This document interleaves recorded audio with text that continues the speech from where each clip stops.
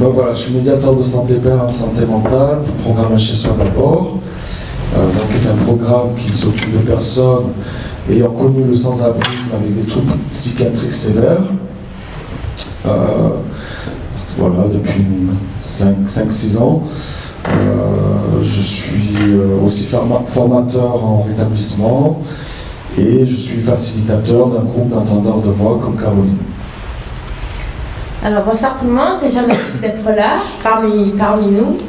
Donc moi je suis Caroline Gianninazzi, je suis médiatrice de santé père au sein de l'équipe Mars, Mouvement d'action pour le rétablissement sanitaire et social. Nous sommes une équipe mobile et nous faisons des maraudes un petit peu partout à Marseille pour aller à la rencontre des personnes qui sont sans abri, qui présentent un trouble psychique sévère. Voilà, donc, et je suis aussi facilitatrice de l'atelier des groupes d'entendeurs de voix. Donc voilà, alors à savoir que le réseau français sur l'entente de voix, c'est un réseau loi 1901 à but non lucratif. Donc ça regroupe une communauté de personnes qui travaillent ensemble à la mise en œuvre d'une approche constructive des voix et autres expériences inhabituelles. Donc en fait, il se forment des groupes locaux d'entendeurs de voix. Il y en a un petit peu de partout en France. Nous, avec Marseille, nous ici, c'est moi et Caroline qui faisons celui de Marseille. Donc le but, c'est de partager son expérience et d'avoir évidemment des stratégies pour faire face aux voix. C'est aussi des réunions pour débattre sur des sujets tels que la santé mentale, l'usage des médicaments, la détresse sociale. Donc on fait de la sensibilisation évidemment sur tout ce qui est phénomène d'entente de voix. Et cette approche, il faut savoir qu'elle est inspirée d'une approche orientée rétablissement. À savoir que le rétablissement, si vous voulez, on en parle tout à l'heure, c'est un paradigme qui vient outre-Atlantique et qui inspire beaucoup l'action des groupes d'entendeurs de voix et d'autres, comme le travail de Caroline et mon travail aussi. Et alors donc, ce qui est très important, c'est que pour les groupes d'entendeurs de voix, on estime que ce n'est pas uniquement le signe, le phénomène d'entente de voix n'est pas uniquement le signe d'un symptôme, mais c'est avant tout une expérience de vie pour laquelle on va essayer de trouver un sens et de vivre avec. Donc évidemment, un groupe d'entendeurs de voix, c'est un espace où on échange beaucoup, c'est un groupe de parole qui se fait quand même sur certaines règles. Ça, on vous expliquera plus tout à l'heure quand on en discutera ensemble. L'important, c'est vraiment qu'on modifie la relation avec les voix dans ces groupes. Parce que malheureusement, à l'heure actuelle, la société est très stigmatisante vis-à-vis du phénomène d'entente de voix. C'est très connoté folie, voire psychopathie, ce genre de choses. Et en fait, nous, on essaie de dédramatiser ça en le ramenant tout simplement vraiment à une expérience qui a du sens et une expérience qui a une signification. Bon, après là, je vous fais un peu le diaporama, mais bien évidemment, on se réunit entre personnes qui connaissent la même problématique, on va dire, entre guillemets. Le tout, c'est d'arriver à vivre avec cette expérience, de pouvoir la partager, d'échanger, lutter contre l'isolement, parce que évidemment quand on se retrouve avec des pairs, qu'on peut parler avec des personnes qui vivent les mêmes choses que vous, ça n'a pas du tout le même impact. Et c'est vraiment aussi, avant tout, le but, c'est vraiment d'accepter et pouvoir partager cette expérience de vie. Voilà, donc pour trouver une situation sécurisante, il faut savoir qu'il y a des endroits qui sont dits sécurisants, c'est-à-dire des endroits où les voix sont beaucoup moins présentes et handicapantes par rapport à d'autres endroits où là vraiment les voix sont très présentes et envahissent la personne. Hein, c'est ça qu'on appelle des lieux sécurisants. Hein. Historiquement, donc, c'est un mouvement qui s'inspire des Pays-Bas. Aux Pays-Bas, on nomme le phénomène entendeur de voix. Alors, je ne suis pas très bonne en hollandais, donc werklek, qui veut dire, alors il le traduit par résonance. Voilà. Voilà pour la petite histoire. Donc, du coup, on s'est inspiré des groupes entendeurs de voix qui se passent à l'étranger. Donc, il y en a aux États-Unis, il y en a au Royaume-Uni, il y en a un peu partout en Europe. Et le premier groupe d'entendeurs de voix en Angleterre s'est rassemblé en 1988, en fait, sur le modèle hollandais. Donc vous vous rendez compte, depuis 88, il y a des groupes entendeurs de voix au Royaume-Uni, et nous, ça fait à peu près 6 ans, ouais, c'est ça. 6 ans qu'il y en a en France. Donc encore une fois, la France est très en retard par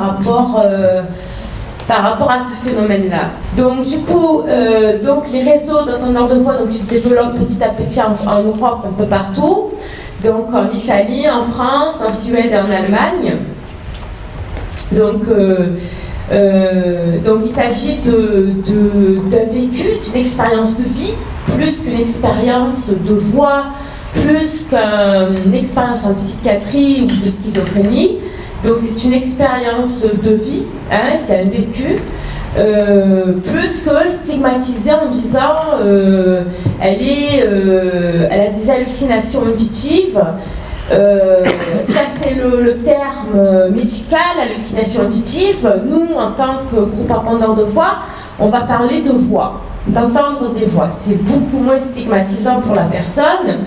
Et ça permet aussi de dédramatiser et de normaliser le phénomène. Voilà. Donc on va se poser des petites questions dans le groupe comme comment faire face aux voix, hein, stratégie de coping, faire face à. Donc comment on gère, c'est quoi gérer des voix, comment on gère une voix, comment on arrive à faire que l'intensité des voix diminue au maximum. Donc comment on vit avec ça en fait. Dans les groupes entendeurs de voix, ce qui est important aussi, c'est de s'écouter. C'est-à-dire que chacun va exprimer sa propre expérience qu'elle a sur les voix et avoir une écoute active.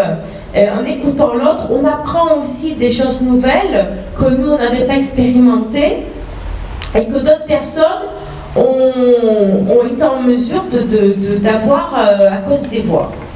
Alors, donc le but, comme je viens de vous le dire, c'est de déstigmatiser au maximum,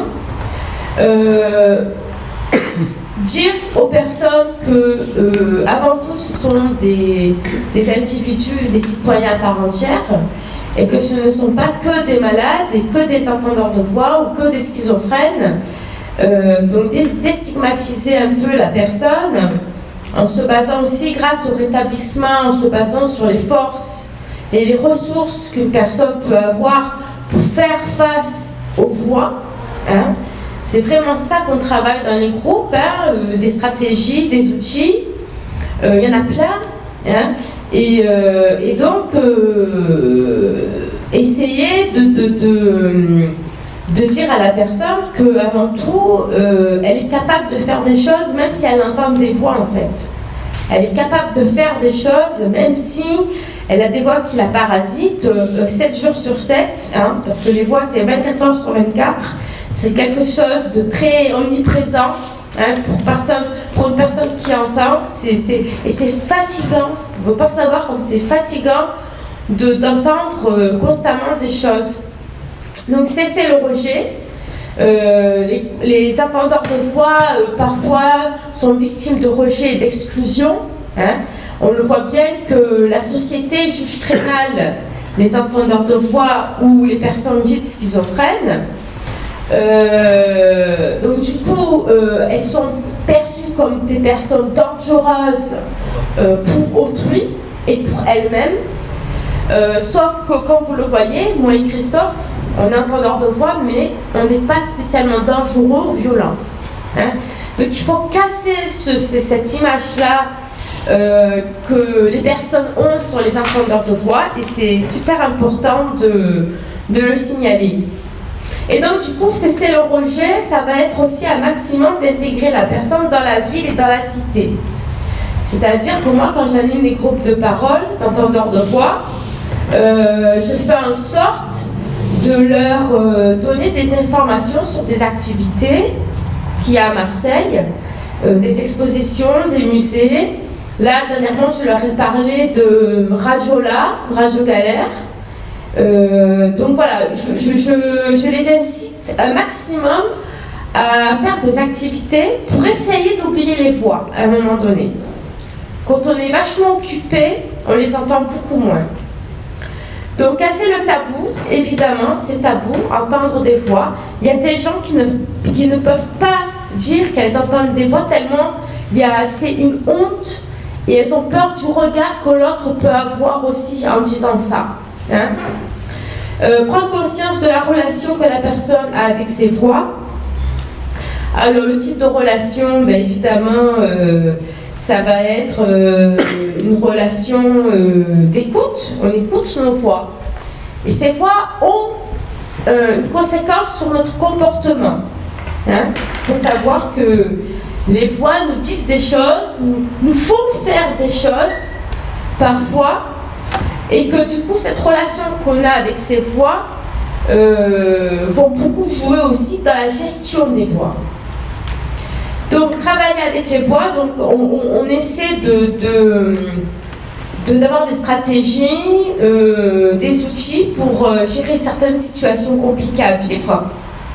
Et donc on parle d'histoire de vie ou de témoignage de la personne. La personne est là pour témoigner de son expérience. Hein. Donc elle est témoin, et elle témoigne, c'est comme un plaidoyer, c'est affirmer qu'on entend des voix et que finalement on peut vivre avec, et que des personnes comme moi et Christophe ont pu faire face aux voix. Donc les personnes, elles aussi, sont en capacité de gérer et de faire face à leur voix, dans la mesure du possible.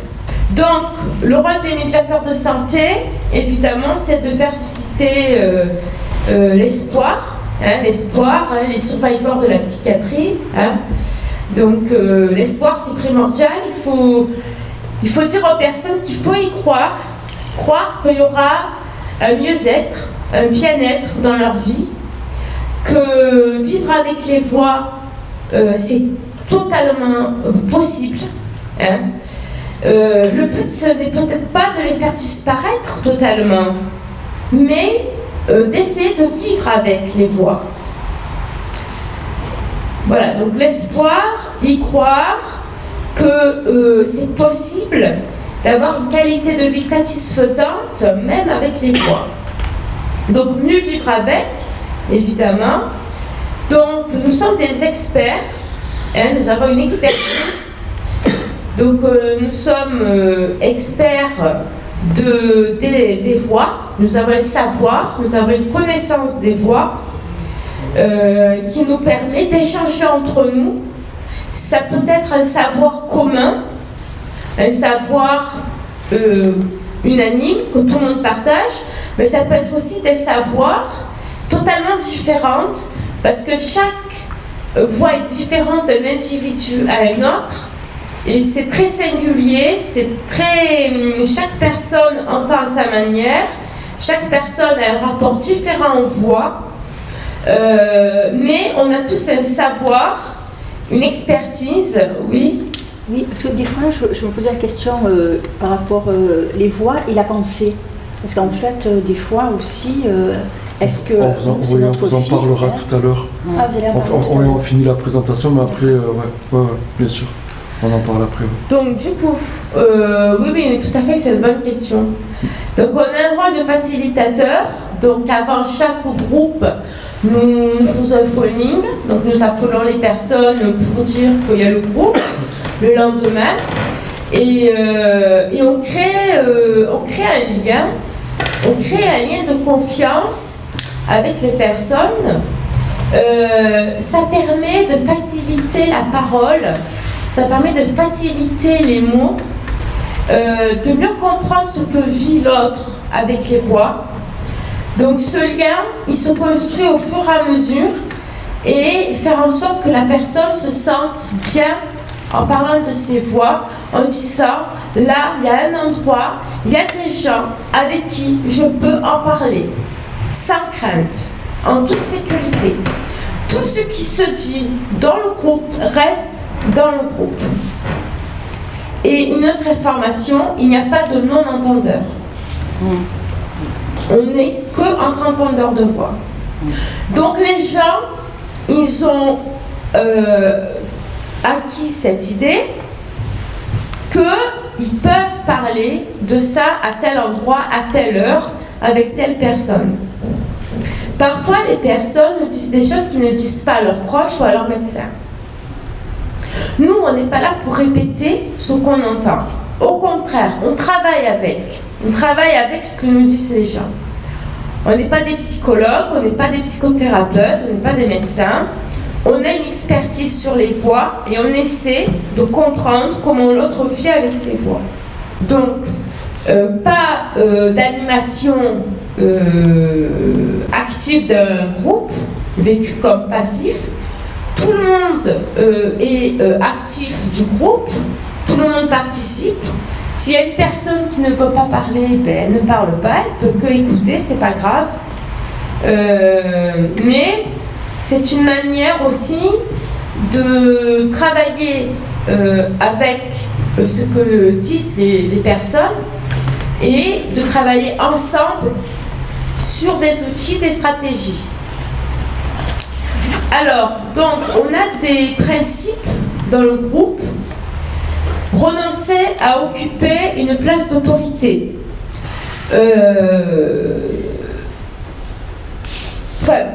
Pour nous,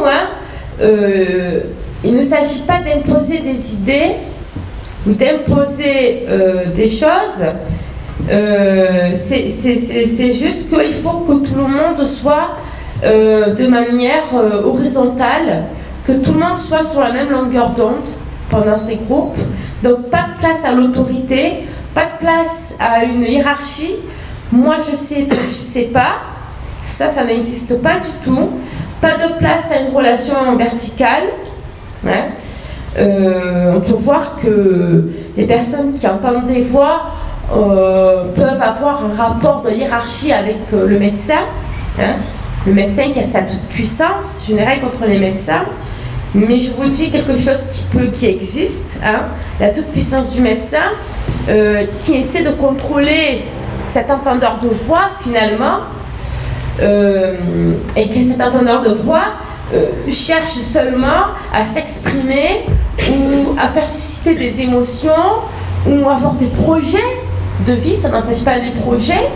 On peut entendre des voix et avoir comme projet de passer son permis, pourquoi pas. On peut aussi entendre des voix et travailler, pourquoi pas. On peut entendre des voix et aller au cinéma. On peut entendre des voix faire du sport.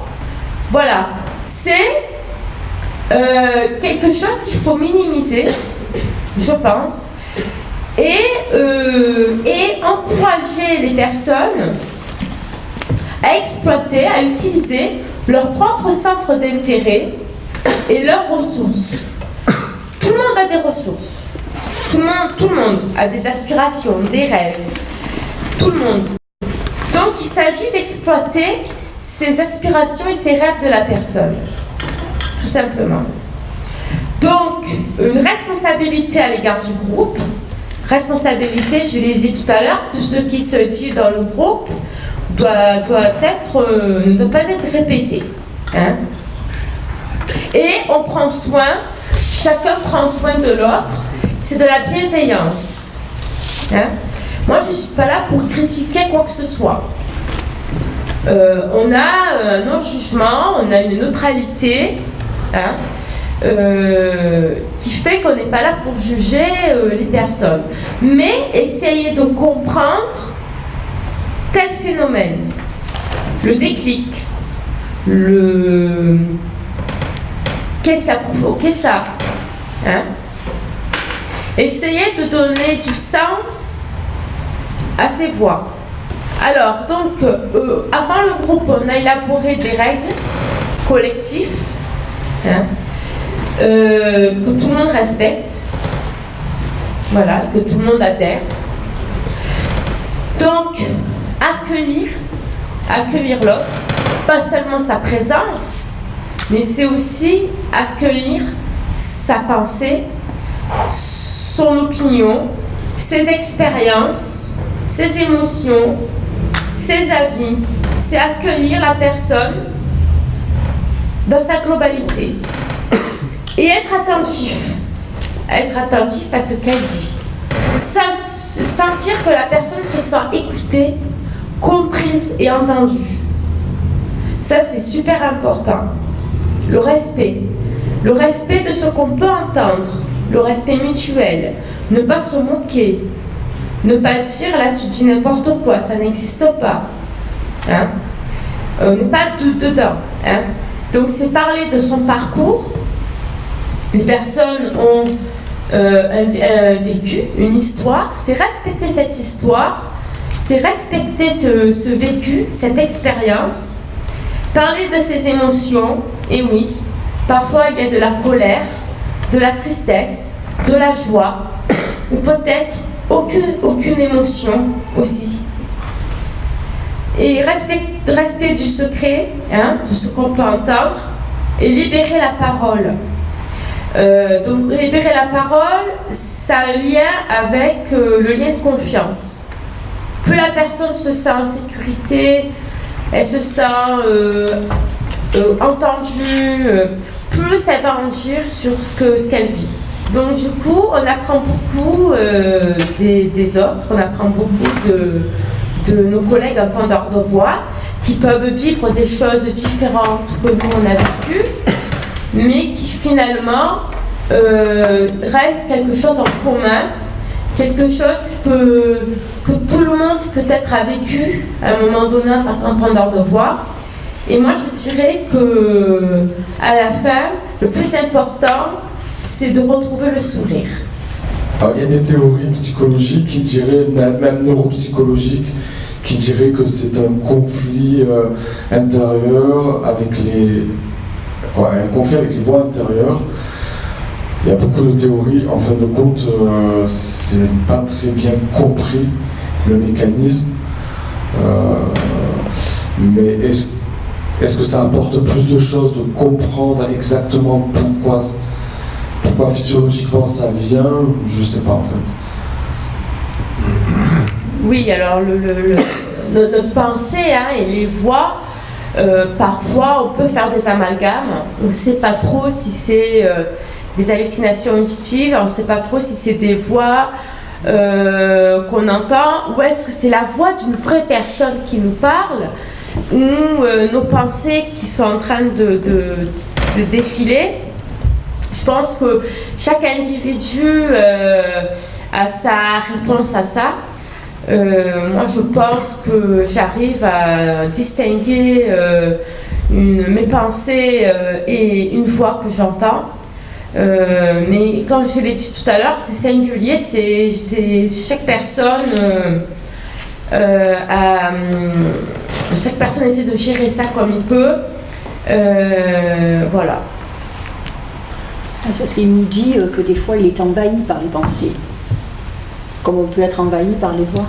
C'est la question, c'était juste... Ah oui, bien sûr, on peut. Mais les intensités peuvent être très variables d'un individu à l'autre. Moi, j'entends encore des voix de temps en temps.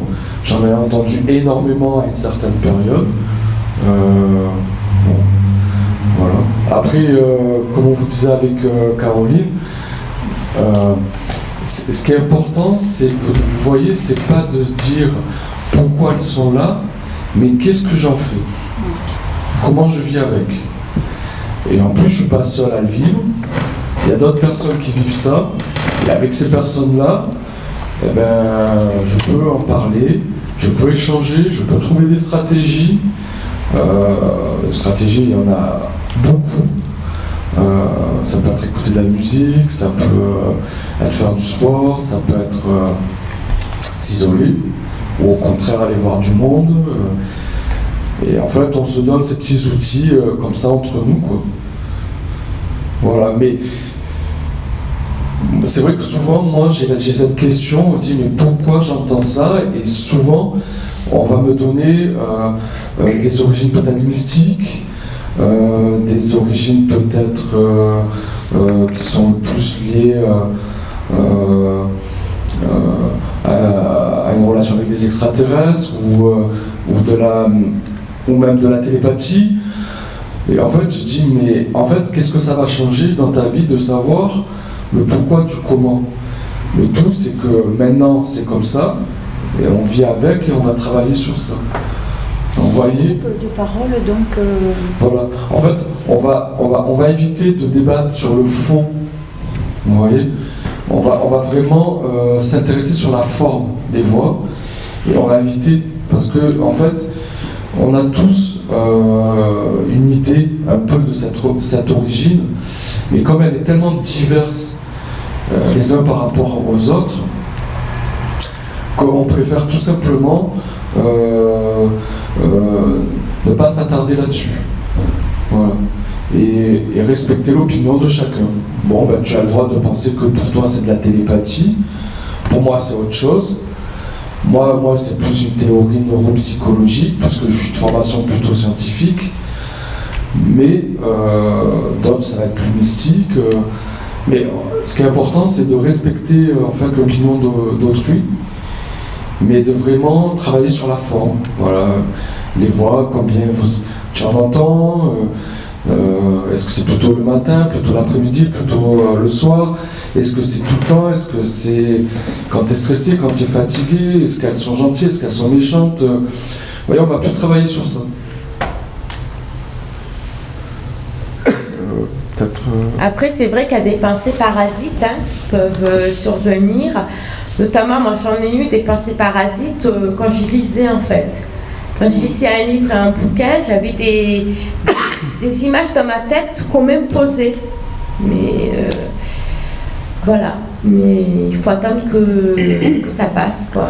Mais en relation avec l'histoire ou totalement? Non, c'était totalement des images parasites qui me venaient dans la tête. Qui n'avaient rien à voir. Qui n'avaient rien à voir parce que j'étais en train de lire. Voilà. Donc du coup, ça rendait difficile la lecture, parce que c'était des pensées qui m'étaient imposées dans ma tête et j'arrivais pas à lire, j'arrivais pas à me concentrer. Après, je veux dire, voilà, je veux dire, sans entendre des voix, parfois on n'arrive pas à se concentrer et on se fait envahir par diverses choses. Oui, bien sûr. C'est différent ou... Bien sûr. Oui, c'est différent. Oui, c'est pas du tout la même chose. Ouais. Parce que j'ai du mal à imaginer, quoi. Bon, les voix, déjà, on les entend comme là, vous m'entendiez en train Comme de vous si parler. je parlais, enfin, Voilà. s'il me parlait. Ah oui. C'est très distinct. Hein.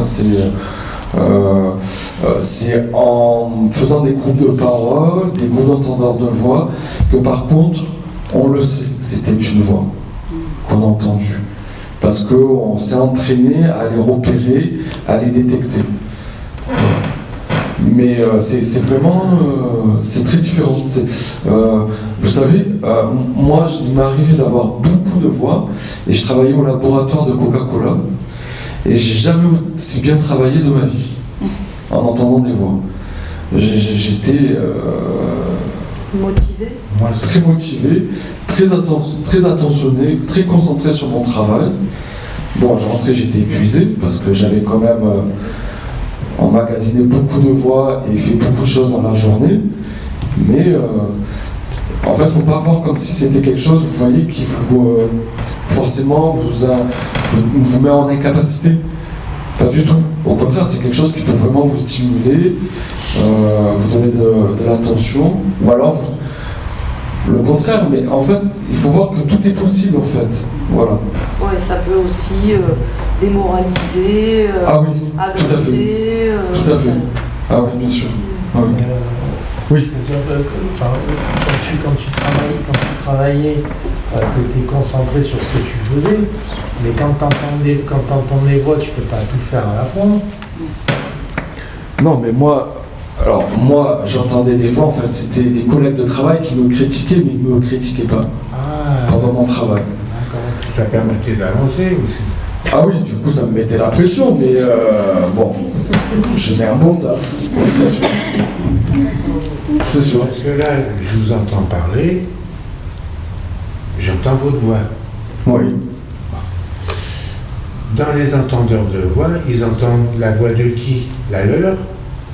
Et bien c'est ça que je vous disais, en fait, c'est que tout est possible. En fait, le cerveau, c'est quelque chose de tellement complexe. Ça peut être votre voix que j'entends, ça peut être la voix de mes parents. Vous l'avez jamais entendu. Mais si, là, je viens de vous entendre. Donc je peux peut-être d'accord, vous mais demain, entendre. peut-être que vous allez entendre ma voix. Oui, c'est possible. Ou des Pourquoi voix. pas? Ça peut être aussi la faute de voix. Moi, je pense tout de suite, au premier abord, que c'est sa propre voix qu'on entend. Pas forcément. Sans accent. Pas forcément. Ou avec de l'accent marseillais, ou avec de l'accent parisien. Tout est possible, monsieur, en fait. Vraiment, nous on le voit dans le groupe. À partir du mot puissant que vous venez de dire, tout est possible, tout le monde est normal. Qu'est-ce que la normalité, monsieur? Bah, la normalité, elle est dans la majorité. On devient normal quand tout le monde pense la même chose que soi. La base, elle est là. Maintenant, on est anormal lorsque on est mal, on s'est mal exprimé, ou la personne n'a pas compris ce que je voulais dire. Alors en insistant, Et c'est important. on arrive à se communiquer. Et je dis que tout est normal et tout est anormal. Maintenant, c'est à vous de faire le choix entre la gauche et la droite, le pôle nord, le pôle sud. L'important, c'est d'être sur l'équateur. C'est-à-dire que être le plus horizontal ou vertical, vous l'avez dit tout à l'heure, horizontal, c'est-à-dire normal, comme tout le monde. Oui, oui.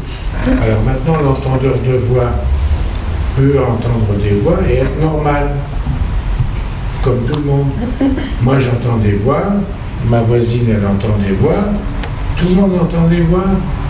Moïse, il n'a pas entendu des voix sur le mont Sinaï. Il a même parlé avec Dieu. Est-ce qu'il est normal? Non, mais tout à fait. Je vois ce que vous voulez dire. Tu répondras Alors, après. Ouais. Tu veux répondre?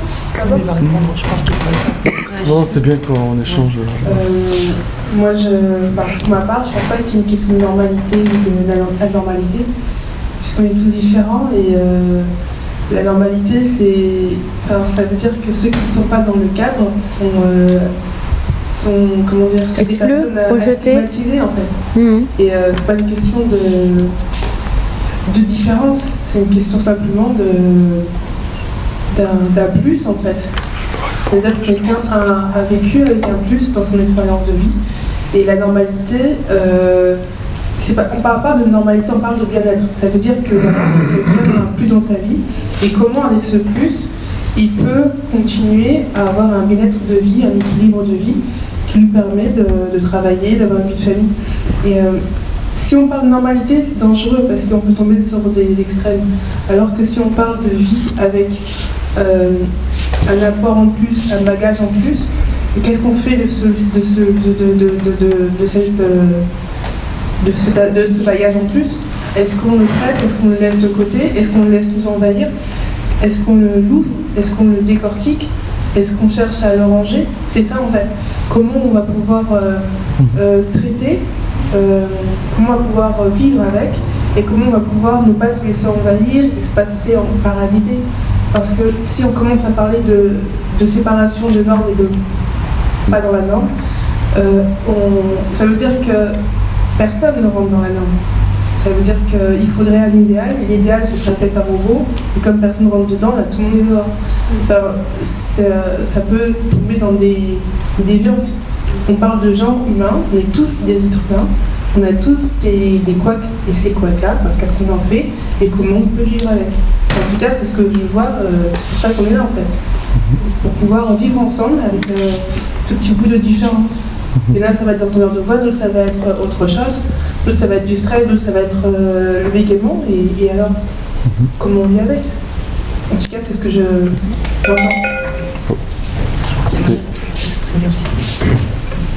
Bonjour. Bonjour. Je souhaitais savoir qu'est-ce qui vous a aidé, vous, parce que je pense qu'il y a des étapes et que au point où vous en êtes là ce soir à communiquer avec nous, derrière il y a un vécu, justement, un échange, un partage. Je suis psychologue et la toute petite expérience que j'ai avec les patients concernant justement des voix sont soit associées, d'abord c'est toujours des voix disqualifiantes, en tout la toute petite expérience que j'en ai, souvent ça amène à des rituels un petit peu d'effacement magique, très défensif par rapport à ça, et j'avoue ne pas savoir comment aider. Et j'avais pas pensé, mais après je ne saurais pas comment l'exprimer, dire qu'elle pouvait être aussi positive, parce qu'en fait on n'échange pas. J'ai jamais entendu quelqu'un qui m'a dit qu'il y avait des voix encourageantes ou positives.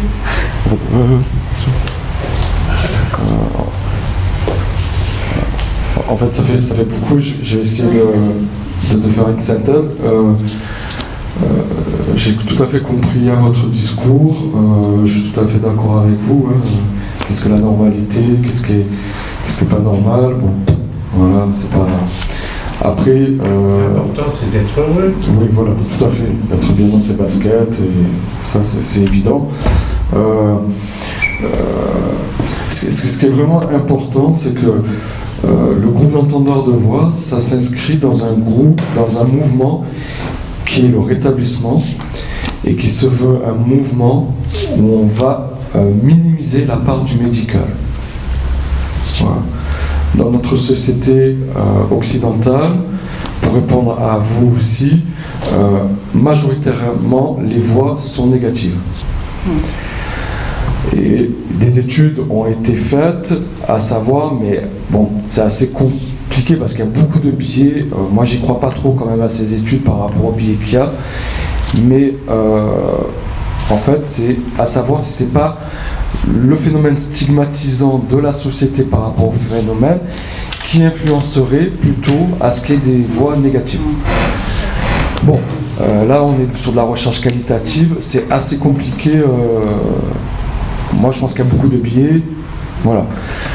En tout cas, ce qui est important dans tout ça, c'est comme disait monsieur, c'est d'être bien avec, de vivre bien avec. C'est qu'à un moment donné, il faut se dire tout simplement, j'ai cette expérience de vie, elle m'a nourri, elle m'a construit, et à ça, je vais en faire quelque chose. Ça change la vie. Ça change la vie. Et quand vous dites que, par exemple, il y a des personnes, vous ne savez pas comment faire avec eux, eh bien, moi je crois beaucoup aussi à la psychologie qui est transculturelle. En fait, c'est rigolo parce qu'on parlait de normalité, ce genre de choses, et dans certains pays, entendre des voix, c'est être un chaman, ou alors communiquer avec Dieu, ou alors avoir certaines compétences, certaines capacités. Et ces personnes-là, elles ont une place dans la société, elles ont une place dans la tribu. Et forcément, le rapport en voix est complètement différent des rapports en voix que les personnes peuvent avoir en Occident. Alors, c'est des débats qui sont hautement philosophiques, hautement psychologiques, hautement compliqués. Mais en tout cas, nous, dans les groupes d'entendeurs de voix, ce qu'on veut surtout, c'est déstigmatiser le phénomène. C'est une expérience de vie. Ok, c'est peut-être le symptôme d'une maladie du point de vue médical, mais nous, ça ne nous intéresse pas. Nous, c'est une expérience de vie. C'est ça notre truc. Et après, on essaye de trouver des stratégies pour vivre avec.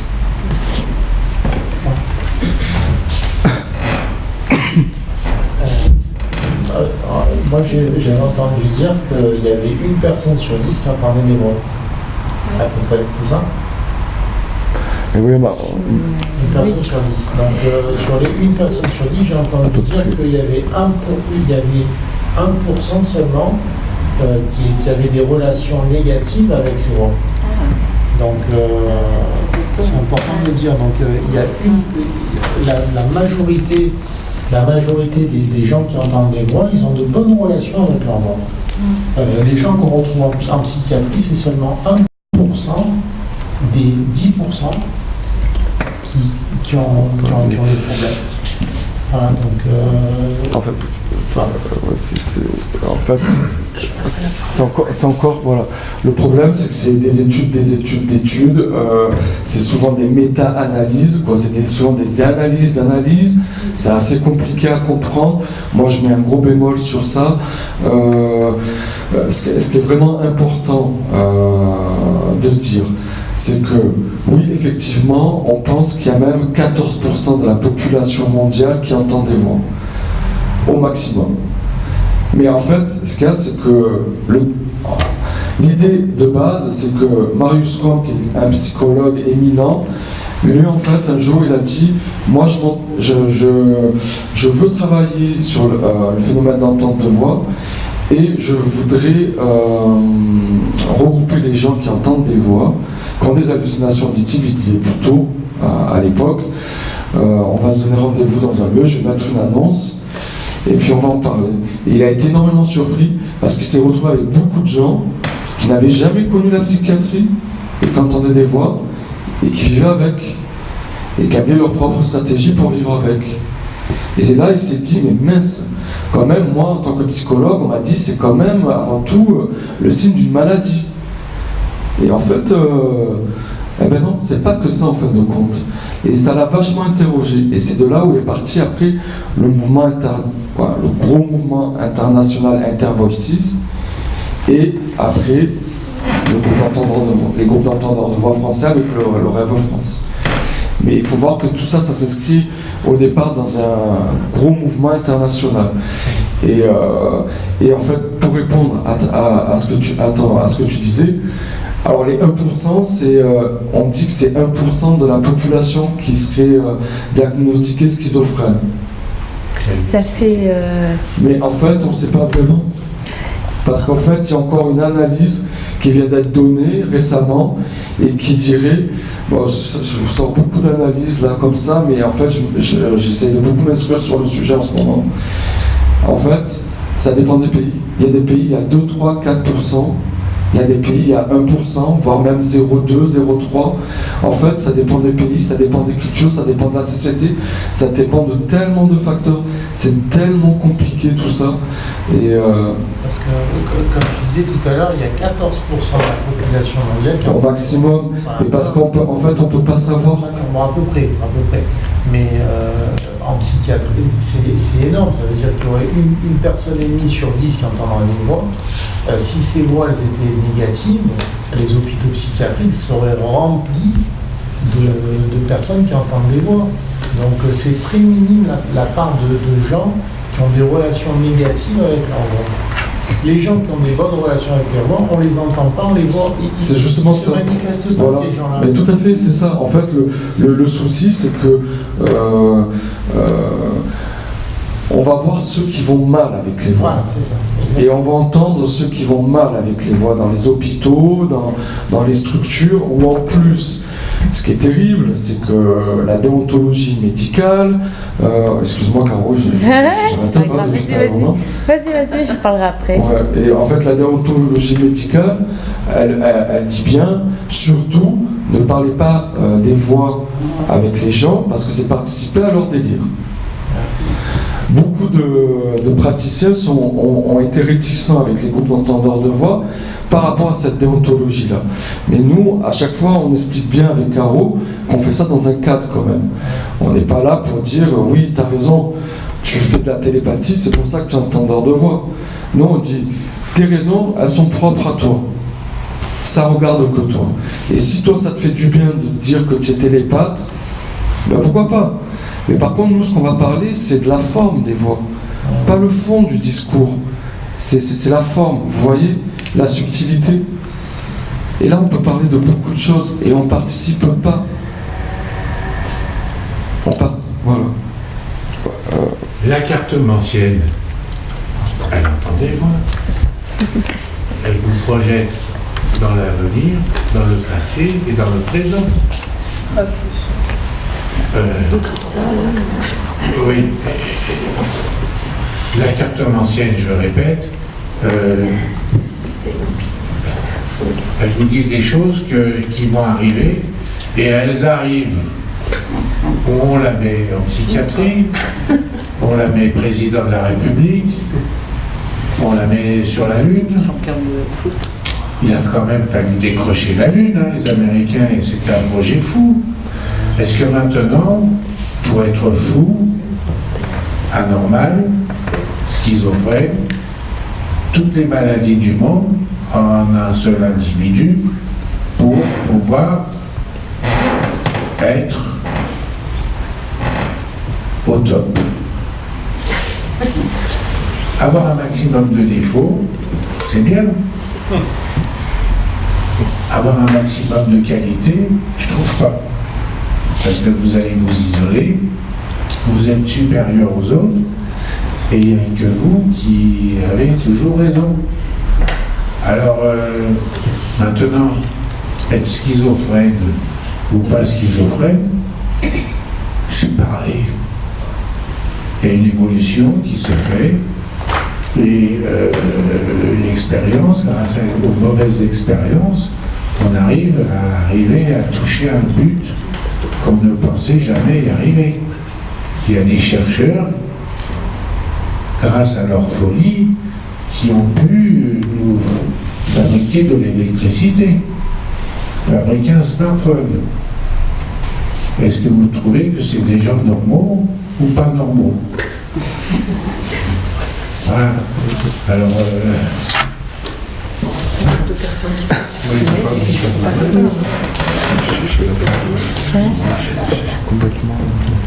En fait, je vais vous dire deux choses. Alors, la première, c'est personnel, puisque dans le fond, on est tous une petite expérience personnelle dans ce monde, en fait. C'est assez compliqué à exprimer comme cela, mais c'est la vérité. C'est-à-dire que chacun de nous est une expérience de vie, et nous devons, en fait, nous agréger finalement avec les autres. Voilà. Et donc, quand j'étais enfant, c'est des souvenirs assez prégnants pour moi. J'avais une dizaine d'années dans la voiture de mes parents. Je ne sais pas à quoi c'était dû, peut-être au moteur de la voiture. Pour tout dire, c'était une Dauphine. D'accord? Est-ce que c'était dû au moteur de la voiture ou à je ne sais quoi? À chaque fois que je montais à l'arrière de cette voiture, je me mettais à chanter à tue-tête. Mes parents en avaient marre, je cassais les pieds à tout le monde, bien sûr. Et au bout de beaucoup de voyages, on va dire, ma mère m'a dit, mais enfin, qu'est-ce que tu as? Et j'ai dit, j'entends des voix. Et je pense que j'avais cette expérience en moi, et je me sentais vulnérable quelque part à... Alors, voilà, bon, moi, je me donne cette explication, peu importe, mais voilà. Et ma stratégie, c'est ce que j'en comprends maintenant, voilà, c'était de chantonner et de chanter même très fort. Voilà. Donc ça c'est... Alors je voulais juste vous poser une question par rapport au groupe, justement, de réseau même. Alors, premièrement, c'est qu'en effet, vous avez expliqué que c'était un espace de... un espace où on adoptait, enfin on avait, on va dire comme un langage commun en fait, si on peut dire ça comme ça, et où on était en toute liberté, où évidemment il n'y avait pas le regard, un regard stigmatisant, puisque chacun était on va dire en transversalité, et pouvait relater son expérience, voilà, avec les voix, puisque c'est le sujet quand même. Est-ce que le groupe d'entendeurs de voix est basé uniquement sur l'échange ou la relation ou l'énoncé en fait, vous voyez, par chacun ou avec le groupe de ce qu'il vit, de ce qu'il ressent, de ce qu'il pense, ou est-ce que par exemple vous élaborez des projets en commun, je ne sais pas, des expériences de vie en commun? Est-ce que vous élaborez des stratégies de rencontres avec d'autres groupes d'entendeurs de voix, dans d'autres types de cultures aussi? Voilà, je trouve ça assez intéressant tout ce qui a été dit sur la culture, la philosophie, parce que le médical, en fait, la neurophysiologie peut expliquer des choses au niveau d'altération, par exemple. Bon, altération comprise pas comme justement pas comme déficit, mais on va dire comme trouble, comme voilà, ou comme bug parfois du cerveau. Mais comment je trouve que c'est plus intéressant les notions de philosophie, d'autres cultures, de vulnérabilité aussi. Enfin, vous voyez, par exemple Jean-Jacques Rousseau, il dit une chose qui est très belle. Je pense qu'il a entendu des voix toute sa vie. Il dit on écrit des voix en parlant de la littérature, de la poésie, évidemment, qu'il aimait plus que tout, vous le savez. Et c'est ça. Donc on écrit des voix, c'est-à-dire qu'on écrit sa vie aussi avec sa voix, avec ses voix, quoi.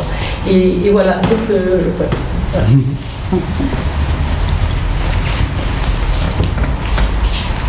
Oui, donc, oui, bien sûr que on va utiliser ce que les personnes nous disent dans le groupe, et on va travailler dessus. Par exemple, il y a un monsieur là qui nous a demandé si il pouvait cuisiner pour nous, après le groupe, par exemple. C'est quelqu'un qui adore la cuisine, c'est quelqu'un qui est passionné de cuisine. Et du coup, il nous a demandé s'il pouvait cuisiner pour le groupe. Moi, j'ai dit oui, tout à fait. Donc voilà, on s'informe, on s'entraide, je sais pas, c'est ça votre question peut-être? Oui, c'est ça, c'est-à-dire que vous allez au-delà, c'est ça, c'est un partage de moments, de l'instant que vous réalisez ensemble dans le groupe, quoi. Voilà. Après, ma question, elle allait au-delà, c'est-à-dire je disais, voilà, puisqu'il y a un réseau, est-ce qu'il y a des stratégies ou des élaborations de projets communs, de rencontres, je ne sais pas, enfin, Oui, il y a des projets de rencontres, il y a des projets Intervoix aussi, le Rassemblement international des entendeurs de voix. Donc voilà, chaque année, ce rassemblement se fait dans un lieu. Chaque année, le lieu change. Un coup c'est à Paris, un coup c'est en Espagne, un coup c'est en Italie. Donc ça permet aussi de voyager, ça permet de voir du monde, ça permet aussi finalement de se retrouver dans cette communauté, la normalité ou pas la normalité, finalement qu'est-ce que ça veut dire tout ça en fait finalement, être normal? Nous avons tous des particularités, nous avons tous des différences, nous sommes tous différents les uns des autres. Et je pense que le plus important, c'est accepter la différence de l'autre. Aussi, lui pas faire montrer qu'elle est différente, mais lui montrer que voilà, tu as une particularité, tu as une spécificité, travaille là cette spécificité, essaie de l'exploiter au maximum. Et du coup, la différence entre quelqu'un qui est normal et pas normal, moi je sais pas qu'est-ce que ça veut dire vraisemblablement. C'est même le mot en lui-même, la normalité. Pour moi, nous sommes tous différents de toute façon. Et par contre, quand on est trop différent, quand on est dans l'inconnu, dans quelque chose que l'on ne connaît pas, là ça devient problématique. C'est-à-dire que une personne qui va dire j'entends des voix et que l'autre en face elle n'est pas du tout au courant de ce genre de phénomène, ça peut créer chez l'autre quelque chose de l'ordre du questionnement, de la peur, de ah oui elle entend des voix, alors elle est folle, alors il faut qu'elle ait un HP, alors il faut qu'elle prenne un médoc, alors elle est dans la folie, alors elle n'est pas normale, alors ah oui elle entend des voix, elle est dangereuse, elle entend des voix, elle est pas normale, elle entend des... Enfin, voilà. Donc, du coup, chaque personne a sa représentation des personnes qui entendent des voix. Tout le monde a une représentation sur les voix. Même ceux qui ne savent pas que ça existe. Tout le monde a un avis sur les voix. Le tout, c'est de ne pas montrer à l'autre cette différence et dire que finalement, tout le monde est pareil. Malgré nos différences, tout le monde est pareil, tout le monde vit chacun à sa manière la maladie. Hein? Il n'y a pas que les voix, mais est-ce que les voix c'est une maladie en fin de compte? Est-ce qu'on peut dire qu'entendre des voix c'est être malade? Non. Il y a des gens, on l'a dit tout à l'heure, qui entendent des voix et qui n'ont aucun rapport avec la psychiatrie ou les médicaments et les médecins, les psychiatres, les psychothérapeutes, la sismo, pas la sismo, aldol, pas aldol, clozapine, pas clozapine. Ils n'ont aucun rapport avec tout ça. Aucun. Et c'est des personnes qui entendent quelque chose, des bruits, des voix et qui vivent avec.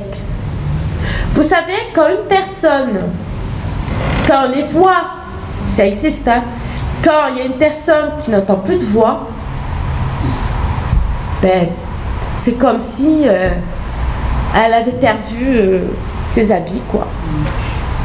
Voilà. Elle a tellement entendu qu'à un moment donné, quand les voix diminuent, quand les voix commencent à se minimiser, elle se dit, punaise, mais je préférais mieux avant quand elles étaient là, les voix, en fait. Madame, il y a Oui. aussi la mise en danger des voix. Oui, alors il y a des voix méchantes, des voix qui nous disent de faire des choses, et les voix qui nous disent de faire des choses vont avoir une conséquence sur notre comportement. Ça, je suis tout à fait d'accord avec vous, qu'il y a des voix qui sont nocives, qui sont très dangereuses et qui peuvent mettre en danger la personne et qui peuvent mettre en danger aussi les personnes qui sont autour de cette personne. Tout à fait d'accord. Donc, il y a une pluralité de gens qui sont entendeurs de voix. On n'est pas tous sur la même longueur d'onde. Voilà. Je laisse mon collègue. Après, pour répondre par rapport à la dangerosité, quoi, le péril imminent, hein, c'est ce qu'on appelle dans le langage mondial. Alors, bon, en tout cas, ce qui est sûr, c'est que dans la population, les personnes qui ont un trouble psy et les personnes qui n'ont pas de trouble psy, à comparaison, hein, actes de violence, criminalité, tout ça, c'est pareil. Hein. C'est les mêmes, on a le même pourcentage. Hein. Il n'y a pas plus. Chez les personnes qui ont un diagnostic de psychiatrique sévère. Par contre, là où la tendance se renverse, c'est que une personne, on est 6 fois plus victime de criminalité, d'agression, quand on a un trouble psy par rapport à une personne qui n'a pas de trouble psy. Vous avez un exemple à vous citer? Un exemple? Je vais vous le donner. Ah, Hitler, moi je peux vous en donner plein. Hitler, par exemple, il a eu le don d'embobiner et mettre en... Hitler, ça a été un grand manipulateur du mental et il a su mettre à profit sa maladie au service du mal. Et Quelle maladie? Oh, c'est loin. la maladie de tuer, Ah, ok. d'exterminer l'autre, de le torturer sauvagement. Vous me posez cette question, vous n'êtes pas au courant? Si. Tranquillisez-moi. Maintenant, il y a aussi à l'heure actuelle, dans le Moyen-Orient, il y a des groupes d'extrémistes religieux qui, que si vous ne pensez pas comme lui, ils vous tranchent la gorge.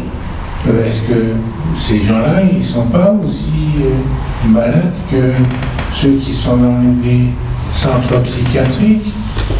Le monde est partagé d'un côté du bien et de l'autre du mal. Maintenant, il faut trouver la solution. La solution, c'est pas le mal qui va le trouver, c'est celui qui est bien dans sa tête qui va pouvoir trouver la solution. Ensuite, vous avez des chercheurs. Les chercheurs, ils ont trouvé, parce qu'ils entendaient des voix, telles que Einstein. il vous a fait la relativité en 4 pages. Est-ce que vous pensez que vous, homme normal, vous allez pouvoir retrouver la relativité en 4 pages? Vous comprenez? Alors maintenant, s'éloigne un peu. où on est dans la normalité. Est-ce que je peux vous interrompre? Oui. Je crois qu'on est là pour parler des entendeurs de voix, mais pas, non, mais pas forcément. C'est pas un entendeur de voix. Je sais pas, mais là, C'est plus délirant. C'est plus du délire qu'entendeur de voix. C'est la porte d'à côté. non, mais je pense C'est un qu'il faut. délire, vous vous rendez Mais compte? c'est quoi? Et il a trouvé dans la société des gens aussi délirants que lui, Ah oui, même à l'heure actuelle. Moi, je pense qu'il faut revenir sur mais le je sujet. crois que c'est autre chose. Mais après, je peux me dire. Vous avez parlé des stratégies pour faire face aux voix. Est-ce que vous pouvez préciser un petit peu en quoi ça consiste? Comment, enfin, peut-être prendre les deux exemples, les voix méchantes et les voix pas hostiles. Quel est le comportement qu'on peut adopter face à ces voix? On va laisser à Christophe et à Caroline le soin de répondre. Et puis, si vous le voulez bien, on prendra peut-être une autre question après et puis on arrêtera là. Voilà. Alors, oui, évidemment, il y a des stratégies, des outils qu'on partage entre nous pour nous rendre la vie plus agréable possible. Donc, moi, je vais vous en dire un ou deux. Que moi, j'utilise aussi personnellement, c'est la stratégie de la vérification. Alors, en quoi ça consiste? La vérification, c'est, je vous donne un exemple, je suis dans le bus, il y a beaucoup de monde, et d'un coup, je me mets à entendre une espèce de connasse. J'entends ça avec quelqu'un qui me traite vraiment de connasse, quoi. J'ai dit, qu'est-ce que c'est? Alors, je regarde autour de moi, je dis, mais qu'est-ce que c'est? Qu'est-ce qui me traite de connasse et tout? Je ne me suis pas énervée, Je ne me suis pas énervée. J'ai dit, ok. Et ou bien, on prend des gens qui rigolent. Vous entendez rigoler. Vous dites quoi? On se fout de ma gueule. Qui c'est qui rigole de moi? Eh bien, comme quand j'entends connasse, je me dis, c'est une voix de femme que j'ai entendue, donc c'est elle. Elle est la plus proche de moi, c'est elle qui m'a traité de connasse. La femme dans le bus qui est à côté de moi. Eh bien, gentiment, je lui dis, madame, excusez-moi, est-ce que vous m'avez parlé? Est-ce que vous m'avez... Et là, la personne me dit, mais non, mademoiselle. J'ai dit, vous m'avez rien dit. Elle me dit, non, je vous ai rien dit.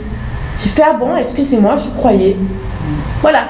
C'est vérifier en même temps ce qu'on peut entendre entre une vraie voix d'une personne, parce que la limite, elle est infime entre une vraie voix d'une personne et vos voix. Donc moi, je le savais que c'était ma voix ma voix m'a traité de connasse. Voilà.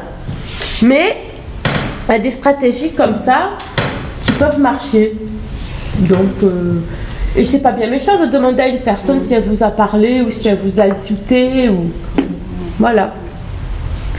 Moi, par exemple, je vais rationaliser à fond parce que j'ai un esprit plutôt scientifique. Donc, souvent, ça m'arrive quand je suis fatigué, stressé. Alors ça, je sais que c'est un état qui va favoriser des voix. Donc, quand je suis dans cet état-là, déjà, je me prépare à me dire, il se peut que je vais entendre des voix. Donc déjà, je vais les accueillir et pas les laisser me surprendre.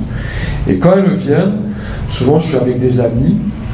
Et là, je me dis, mais j'ai aucune raison d'entendre des insultes. Je suis avec des amis, tout se passe bien, quoi. Et donc, je rationalise le discours, le propos, quoi. Voilà. Mais il y en a plein. Il y en a plein, ouais. Il y a plein. Il y a écouter de la musique aussi. Ça fait vachement du bien pour les camoufler. Ouais. Il y a aussi les personnes qui parlent toutes seules. Ça, vous l'avez déjà vu, des personnes qui parlent seules. Ben, nous, avec Christophe, on leur propose de prendre leur téléphone portable et de le mettre à l'oreille et de parler. Voilà. tout simplement.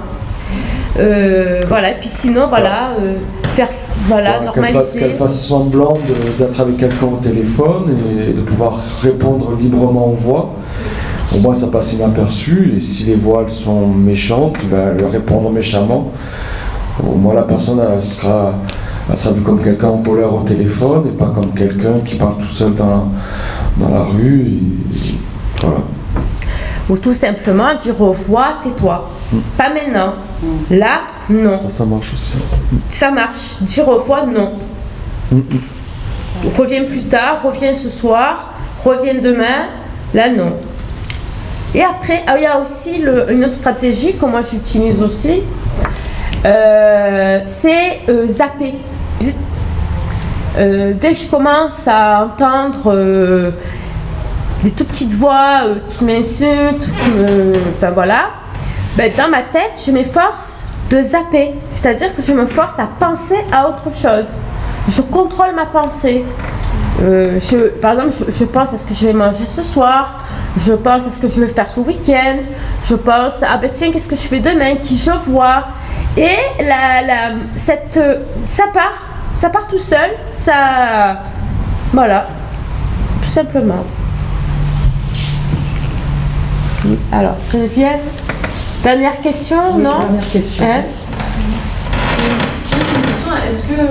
Est-ce que justement, avec le fait d'être mieux entouré, d'être safe, est-ce que parfois au cours de la vie, le ton des voix, il peut changer chez certaines personnes? Sur des gens qui avaient des voix agressives ou qui les insultaient au départ, peuvent se retrouver. Est-ce que vous avez déjà rencontré des gens qui se retrouvent avec des voix qui deviennent bienveillantes au bout d'un moment, ou est-ce que ça reste toujours le même type de voix? Oui, moi c'est mon cas. C'est mon cas. Des voix méchantes, des voix persécutives. Je suis passée à entendre des voix, mais des toutes petites voix, mais vraiment infimes, mais que j'arrive quand même à entendre, qui me donnent des conseils, qui sont bienveillantes avec moi, qui me donnent des conseils, c'est des voix gentilles, voilà. Des voix qui sont là, voilà, et puis c'est pas bien méchant, franchement, et puis c'est vivre avec ça, hein, c'est voilà, mais tout à fait, oui, c'est possible, tout à fait. Christophe, je sais pas. C'est fini, quoi. Non, juste pour répondre.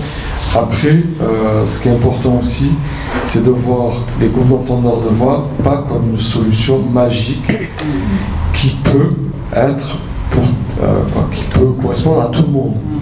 Ça, faut attention. La solution magique, elle n'existe pas. Et pour tout, c'est comme ça. Hein, je veux dire, on le sait. Moi, il y a une personne qu'on a accompagnée au tout début des groupes, qui elle, quand par contre elle a commencé à parler des voix, elle a passé une nuit infernale après, parce qu'elle a eu le représailles des voix, qui ne voulaient pas qu'elle parle des voix, et elle a passé une nuit infernale, à vraiment pas être bien, quoi. Et moi, dans ces conditions-là, j'ai dit, écoute, là je pense qu'on va arrêter, je pense que c'est pas fait pour toi, par contre, t'es pas obligé d'en parler, des voix, et tu peux nous écouter et voir les stratégies qu'on met en place pour que toi tu les appliques à toi-même. Mais il y a de ça, hein. Faire attention, hein. C'est pas le truc miracle, hein, les groupes d'entendeurs de voix. Voilà, donc du coup c'est pas la solution miracle, ça ne marche pas pour tout le monde. Et moi je dirais même qu'il y a une personne qui était venue au tout début dans le groupe, et elle nous a entendu parler, elle nous a entendu parler de notre expérience, elle nous a entendu parler de télépathie, elle nous a entendu parler de dons, tout ça. Et à la fin du groupe, elle nous dit, moi je ne reviens plus, vous m'avez fait trop peur. Parce qu'elle était, tu te rappelles? Je me rappelle. Ça faisait 6 mois qu'elle entendait des voix. C'était tout nouveau. C'était tout nouveau pour elle, ce truc. Et on lui a fait peur. Elle a dit, je ne reviendrai plus. Mais après, bon, on a connu quand même la personne. On n'a pas dit, allez, prends la porte, au revoir, hein, t'es pas fait pour le groupe. Mais par contre, moi, c'est vrai que après, j'ai utilisé plutôt une métaphore en lui expliquant que, en fait, c'était un enfant qui apprenait à marcher, là. Et que pour l'instant, cette personne, elle tombait. Elle n'arrivait pas à marcher comme il fallait, mais qu'avec le temps, elle arriverait à marcher et avec les voix, ça sera pareil, quoi. Mais qu'il fallait du temps et que nous, on serait prêts à recueillir cette personne si elle le désirait. Mais c'est vrai que là, à ce moment-là, c'était trop violent pour elle. Elle était pas et ça, prête. c'est pas possible pour nous. Elle était on pas veut prête. pas de ça, quoi. Non, on veut pas de ça. On veut pas que ça fasse du tort ou du mal aux gens, quoi. Pour les personnes qui voudraient aller plus loin, qu'est-ce qu'on peut leur conseiller? Le site de Rêve France, le réseau d'entendeurs de voix de Yann de Robert et de Vincent Desmassiers. Et après, il y a un super livre, ça s'appelle La voix intérieure de Paul Baker. Alors c'est un super livre qui fait un historique un peu sur le mouvement, qui fait un historique sur les entendeurs de voix. En fait, comment on est passé des hallucinations acoustico-verbales à l'entente de voix, et il y a toute une histoire, tout plein d'étapes. C'est très très bien fait. Ouais. On voit d'ailleurs les personnages célèbres qui ont entendu des voix. Voilà. Et allez sur le site d'Intervoices, aussi, le Rassemblement international des entendeurs de voix. Et voyez cette année où c'est, si vous voulez y aller. Moi, j'y suis allée 3-4 fois, une fois à Paris, une fois à Madrid, une fois en Grèce. C'est fabuleux. Vous passez 3 jours avec des gens qui entendent des voix, mais on ne dirait pas, quoi. Je vous jure, même moi dans ma tête, je dis, mais ils sont où les entendeurs de voix, quoi, dedans, parmi tout ce monde, je sais pas, mais c'est pas grave. On voyage, on voit du monde, on voit du paysage, tout le monde est content, tout le monde est heureux. C'est passer un bon moment entre nous, en fait.